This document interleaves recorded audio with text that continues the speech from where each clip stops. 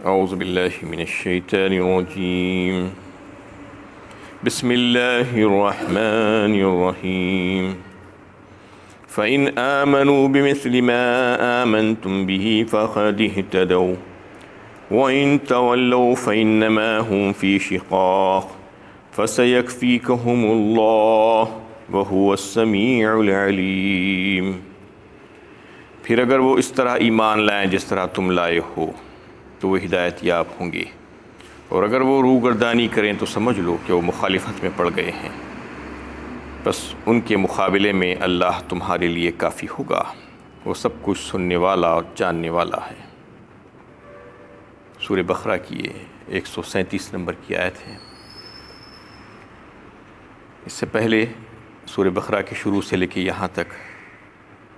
ایمان مجمل اور ایمان مفصل کی بات سمجھائی گئی مختلف انداز میں۔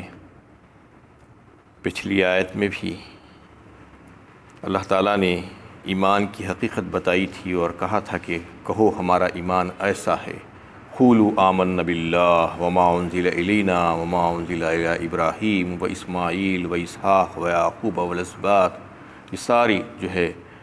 بتا کر یہ بات بتائی گئی تھی کہ ہم تمام نبیوں پر، تمام کتابوں پر ایمان رکھتے ہیں، اللہ پر ایمان رکھتے ہیں، یہ ہمارا ایمان ہے، اس کی کیفیت ہے ہماری۔ اب اس آیت میں صحابہ کرام جو ایمان لائے تھے اس کا تذکرہ اور ان کی تعریف کی گئی ہے، اس میں ان کی ثنا اور ان کی مدح بیان کی گئی ہے کہ کیسا ایمان لائے تھے، اور دوسرے لوگوں کے لیے اس کو مثالی ایمان قرار دے کر ایک نمونے کے طور پر، ایک کسوٹی کے طور پر پیش کیا گیا کہ اگر وہ لوگ تم جیسا ایمان لا لیں، یعنی صحابہ کرام جیسا، تو پھر اللہ تعالیٰ فرماتے ہیں کہ وہ ہدایت یافتہ ہو جائیں گے۔ صحابہ کرام کی تعریف اس میں کی گئی کیونکہ صحابہ کرام رضی اللہ تعالیٰ علیہم اجمعین کی جو جماعت تھی وہ جو ہے بلا واسطے شاگرد اللہ کے نبی صلی اللہ علیہ وسلم کے تھے، اور آپ صلی اللہ علیہ وسلم کی صحبت سے انہوں نے استفادہ کیا تھا۔ اس وجہ سے ان کا جو درجہ ہے، ان کا جو ایمان کا جو معاملہ ہے وہ کسی کے پاس نہیں ہو سکتا، بس ان کو ایک نمونے کے طور پر سامنے رکھ کر اس طرح کا ایمان لانے کی کوشش کرنے کے لیے کہا گیا ہے کہ اگر ویسا ایمان لا لو گے، کسوٹی ہے تمہارے لیے، یہ نمونہ ہے، ایک ماڈل ہے تمہارے سامنے جو پیش کیا جا رہا ہے، تو اس کی طریقے سے تم ایمان لائیں گے اگر، تو پھر ہدایت پائیں گے۔ اور اگر ایسا نہیں کریں گے، جیسا کہ تم لوگ پہلے سے ضد اور ہر دھرمی کی وجہ سے اپنا منہ موڑ لیتے ہو اور پلٹ جاتے ہو، تو اللہ تعالیٰ کا فرمان ہے وَإِن تَوَلَّوْا فَإِنَّمَا هُمْ فِي شِقَاقٍ، تو مخالفت میں اگر پڑ گئے تو اللہ کے نبی صلی اللہ علیہ وسلم سے کہا جا رہا ہے کہ وہ آپ کا کچھ نقصان نہیں پہنچائیں گے، آپ کو ان کی سائشیں اور ان کی کارستانیاں اور ان کی جو حرکتیں ہیں اس سے آپ کو کچھ نقصان نہیں ہوگا۔ فَسَيَكْفِيكَهُمُ اللَّهُ، بس پر فرما دیا گیا کہ اللہ تعالیٰ آپ کے مقابلے کے لیے کافی ہے، یعنی آپ سے کفایت کرنے والے ہیں اللہ تعالیٰ، ان لوگوں سے مقابلہ کریں گے اور ان لوگوں کو سزا دیں گے، آپ اس کی فکر مت کیجیے۔ اور یہ جو وعدہ تھا وہ وعدہ چند سالوں میں ہی پورا ہوا۔ جو قبیلے مدینے میں آباد تھے یہودیوں کے، وہی تھے جو شر پھیلا رہے تھے اور منافقت کر رہے تھے اسلام کے خلاف۔ تو تینوں قبیلوں کا جو حال ہوا ہے وہ اگر دیکھیں تو اندازہ ہوگا کہ اللہ تعالیٰ نے کیسا اس وعدے کو پورا فرمایا، فَسَيَكْفِيكَهُمُ اللَّهُ کہہ کر کہ بنو قُنَیقہ اور بنو نُزَیر، یہ دونوں قبیلوں کو جلا وطن کیا گیا، یہودیوں کے دو قبیلے بڑے بڑے، اور بنو قریظہ جو تیسرا قبیلہ تھا اس کے تمام مردوں کو، نوجوانوں کو ختم کر دیا گیا، قتل کر دیا گیا۔ یہ سزا تھی ان کے لیے جو سازشیں کر رہے تھے، جو مکر اور فریب کر رہے تھے اللہ کے نبی صلی اللہ علیہ وسلم کے ساتھ، اور اسلام میں آ کر جھوٹے دعوے کر رہے تھے جبکہ ان کا دل مطمئن نہیں تھا اس پر، تو اللہ تعالیٰ نے ان کو ایسی سزا دی۔ وَهُوَ السَّمِيعُ الْعَلِيمُ فرمایا اس کے بعد کہ وہ سب کچھ سننے والا اور جاننے والا ہے۔ اس آیت کے تعلق سے تاریخی روایتوں میں آیت کا یہ جو حصہ ہے فَسَيَكْفِيكَهُمُ اللَّهُ بتایا جاتا ہے کہ حضرت عثمان غنی رضی اللہ تعالیٰ عنہ کی شہادت سے قبل وہ جو ہے صحیفہ عثمان تھا ان کی گود میں اور وہ پڑھ رہے تھے قرآن پاک، تو اس وقت جب ان کی شہادت ہوئی تو جب خون کے چھینٹے نکلے تو وہ چھینٹے جو ہے اس حصے پر پڑھے قرآن کی اس آیت کے اس ٹکڑے پر فَسَيَكْفِيكَهُمُ اللَّهُ، اور یہ صحیفہ آج بھی ترکی میں موجود ہے۔ صبغۃ اللہ ومن احسن من اللہ صبغہ ونحن لہ عابدون، کہو ہم نے اللہ کا رنگ اختیار کیا ہے، اور اللہ کے رنگ سے بہتر اور کس کا رنگ ہوگا، اور ہم تو اسی کی بندگی کرنے والے ہیں۔ یہ بات جو واضح کر دی گئی کہ اگر تم چاہتے ہو کہ تمہیں ہدایت مل جائے تو تمہیں چاہیے کہ صحابہ کی طرح ایمان لائے، اور صحابہ کا ایمان ہی مقبول اور معتبر تھا، اور ان کے دل میں اللہ کے نبی صلی اللہ علیہ وسلم کی جو عظمت اور جو عزت تھی، وہی عزت مطلوب ہے اللہ تعالیٰ کو، اور وہی ایمان مطلوب ہے۔ اس جیسا ایمان لاؤ گے اور اس جیسا احترام اور محبت کرو گے تو پھر اللہ تعالیٰ اس کو قبول کریں گے۔ اس سے ہٹ کر اپنے طور پر جو چاہے وہ کریں گے محبت کے نام پر، عقیدت کے نام پر، تو وہ قابل قبول نہیں ہوگا، جیسا کہ آج بہت سے لوگ ہیں محبت کے نام پر بہت سے کام کرتے ہیں۔ محبت کا کرنے کا اگر دعویٰ ہے اور عقیدت کا اگر دعویٰ ہے تو پھر صحابہ کرام کی مثال سامنے ہے، ان کے مطابق کرنا ہوگا۔ اللہ تعالیٰ یہ بتانا چاہ رہے ہیں اس آیت میں، اگر اس سے ذرا بھی ہٹو گے، اس سے ذرا بھی اختلاف کرو گے تو پھر وہ محبت نہیں رہے گی، کچھ اور ہو جائے گی۔ جیسا کہ یہ بات کل بھی چل رہی تھی کہ اگر آپ صلی اللہ علیہ وسلم کی عزت اور عظمت اور محبت میں جو ہے اگر ذرا بھی فرق آ جائے گا، کمی کر دیں گے تو پھر یہ گستاخی ہو جائے گی، جرت ہو جائے گی، اور اگر زیادتی کریں گے تو پھر یہ کفر اور یعنی شرک ہو جائے گا اور گمراہی ہو جائے گی۔ دونوں کے بیچ میں جو طریقہ ہے، جو راستہ بتایا گیا ہے، جو صحابہ کرام نے جو اس کو اختیار کیا تھا، وہ طریقے کو اختیار کرنے کے لیے کہا گیا ہے۔ اگر تم چاہتے ہو کہ تمہیں ہدایت مل جائے تو تم کو یہی طریقہ اختیار کرنا ہوگا۔ اور اس آیت میں اللہ تعالیٰ صبغۃ اللہ کہے، صبغۃ اللہ کا مطلب یہ ہے کہ رنگ، صبغہ کہتے ہیں رنگ کو، اللہ کا رنگ اختیار کرنے کے لیے کہا گیا ہے۔ ومن احسن من اللہ صبغہ کہا اس کے بعد، یعنی اللہ کے رنگ سے بہتر اور کون سا رنگ ہو سکتا ہے۔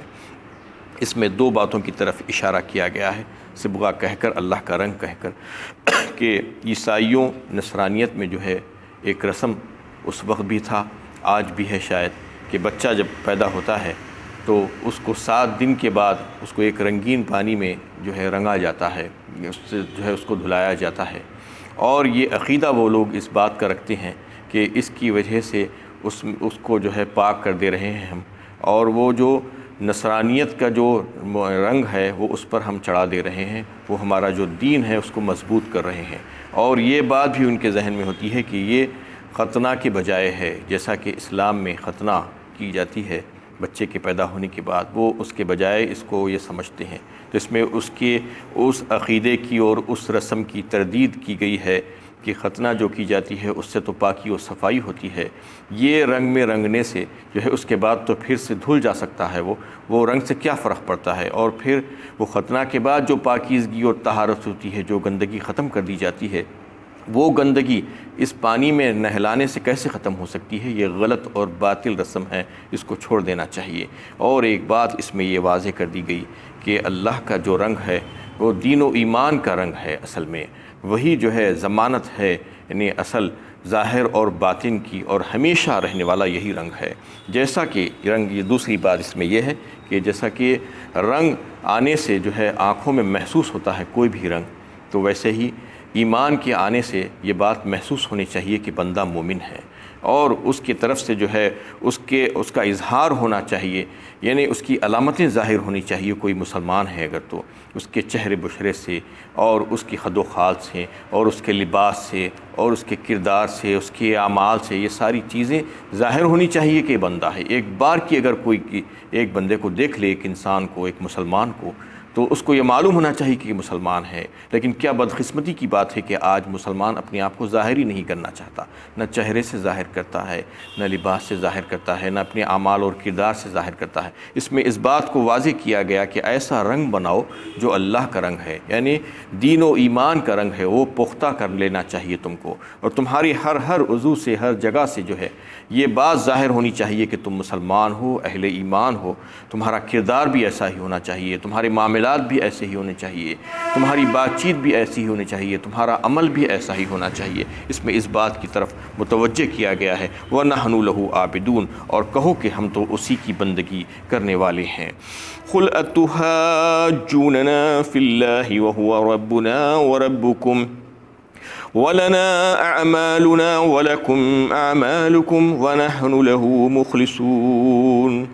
کہو کیا تم اللہ کے بارے میں ہم سے حجت کرتے ہو، حالانکہ وہ ہمارا بھی رب ہے اور تمہارا بھی رب ہے۔ ہمارے اعمال ہیں ہمارے لیے اور تمہارے اعمال تمہارے لیے، اور ہم خالص اسی کے لیے ہیں۔ اس میں یہود و نصارہ جو حجت کرتے تھے مسلمانوں سے، اس کا تذکرہ کیا گیا ہے، جیسا کہ پچھلی آیتوں میں یہ بات آ چکی ہے کہ وہ یہ کہتے تھے کہ تم یہود ہو جاؤ تو ہدایت پا جاؤ گے، اور نصارہ کہتے تھے کہ تم اگر نصرانی ہو جاؤ تو ہدایت پا جاؤ گے۔ یہ فرمایا جا رہا ہے کہہ دو ان سے کیا تم اب بھی حجت کرتی ہو ہم سے، اور اب بھی ہم سے بحث کرتی ہو اور لڑتے جھگڑتی ہو، جبکہ اللہ تعالیٰ ہی ہمارا رب اور مالک ہے اور تمہارا بھی رب اور مالک وہی ہے، اور پھر ہمارا عمل ہمارے لیے ہے، اس کا صلہ ہم کو ملے گا، ہم جو کچھ بھی کریں گے، اور تمہارا عمل تمہارے لیے ہے، تم جو کچھ بھی کرو گے اس کا صلہ تم کو ملے گا۔ اس میں لڑنے اور جھگڑنے سے کیا فائدہ ہے؟ یہ بات واضح ہو چکی ہے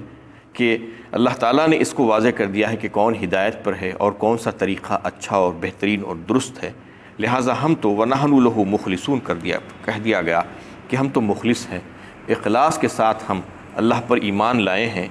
اور ہمارا دین و ایمان یہی ہے، ہم کسی اور کو اللہ کے ساتھ شریک نہیں کرتے، اور یہ اس وجہ سے نہیں کہ لوگ ہماری تعریف کریں اور ہمارا شکر ادا کریں، بلکہ ہم اللہ کے بندے ہیں۔ ہم یہ بتانا چاہتے ہیں کہ ہمارا ہر طریق عبادت صرف اور صرف اللہ ہی کے لیے ہے، اور اس کے ساتھ ہم کسی اور کو شریک نہیں کرتے۔ ام تقولون ان ابراہیم و اسماعیل و اسحاق و یعقوب والاسباط كانوا هودا او نصارى قل أأنتم أعلم أم الله ومن أظلم ممن كتم الشهادة عنده من الله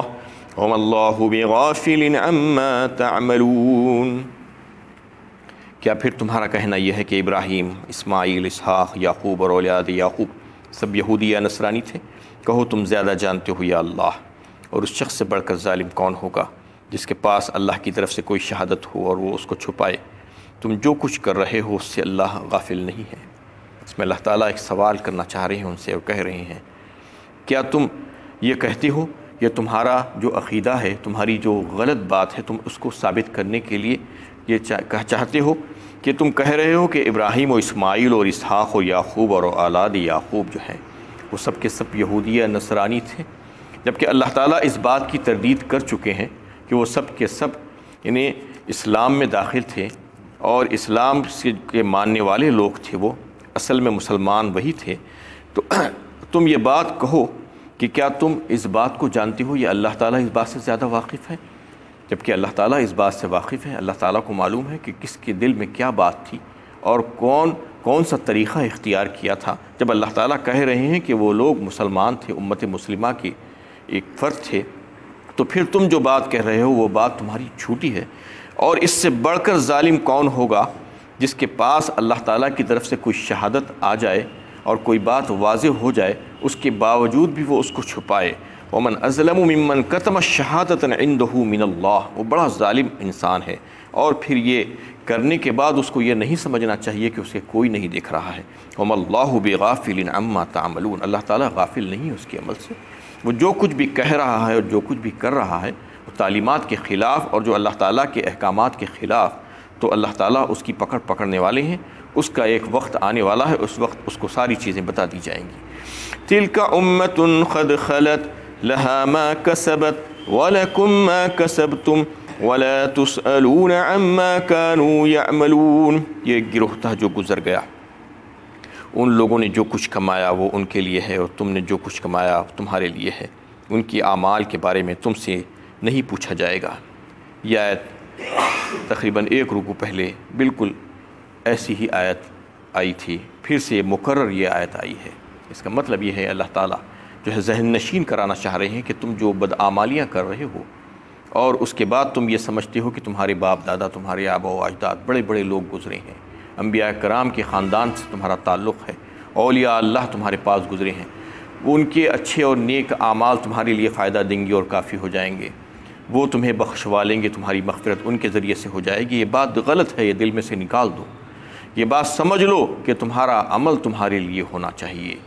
جو کوئی بھی ایمان اور عمل صالح کی پونجی کے بغیر ہمارے پاس آئے گا تو پھر وہ کامیاب نہیں ہوگا۔ وہ صرف آرزوئیں رکھتا ہوگا، دنیا میں خواہشیں اور تمنائیں رکھتا ہوگا، لیکن وہ چلنے والی نہیں ہے۔ اس کو اپنا عمل کرنا ہوگا۔ کوئی کسی کا بوجھ اس دن نہیں اٹھائے گا، اس کو خود کو اپنا بوجھ اٹھانا ہوگا۔ یہ غلط فہمی اگر ہے تو دور کر لو اور سمجھ لو کہ تم سے ان کے بارے میں نہیں پوچھا جائے گا اور ان سے تمہارے بارے میں پوچھا نہیں جائے گا، چاہے وہ لوگ کتنے بڑے درجے کے لوگ ہوں گے۔ ان کے درجات اللہ کے پاس ہوں گے، لیکن ان کے عمل سے تم کو کا فائدہ نہیں ہوگا، وہ تمہارے لیے کافی نہیں ہوگا۔ وآخر دعوانا ان الحمد للہ رب العالمین۔